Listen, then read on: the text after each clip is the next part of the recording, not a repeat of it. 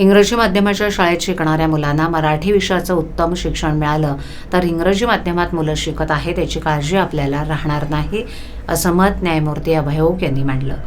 JEEचे मोहविद्यालय, रमेश परमार कनिष्ठ महाविद्यालय ठाणे आणि अभिरुची मंडळ ठाणे यांच्या संयुक्त विद्यमानं गुरुपौर्णिमा उत्सवाचं आयोजन करण्यात आलं होतं. या कार्यक्रमात शाळेचे माजी विद्यार्थी आणि माजी न्यायमूर्ती अभय ओक हे प्रमुख पाहुणे म्हणून उपस्थित होते. यावेळेला त्यांनी उपस्थितांशी संवाद साधला.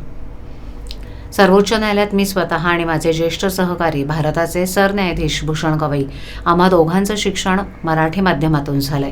मराठी माध्यमातून शिक्षण झालं म्हणजे न्यूनगंड बाळगायची गरज नाही. मला अनेक जण विचारतात की मुंबई आणि कर्नाटक उच्च न्यायालय असो वा सर्वोच्च न्यायालय या ठिकाणी काम करताना इंग्रजीतून परिपत्र लिहावी लागतात, तर तुम्हाला कधी भाषेची अडचण आली का? तेव्हा मी प्रत्येकाला सांगतो की माझ्या शाळेनं मला अतिशय चांगलं असं इंग्रजी भाषेचं शिक्षण दिलंय. शाळेत असताना शिक्षकांनी आमचे इंग्रजी व्याकरण खूप पक्कं करून घेतलंय. आज इंग्रजी माध्यमाचा पगडा निर्माण झालाय असं म्हटलं जातं.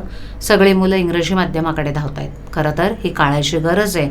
परंतु जरी इंग्रजी माध्यमाच्या शाळेतून मुलं शिक्षण घेत असली तरी या इंग्रजी माध्यमातून शिकणाऱ्या मराठी मुलांना मराठी भाषेचं अतिशय चांगलं शिक्षण दिलं गेलं पाहिजे, असं माजी न्यायमूर्ती अभय ओक म्हणाले.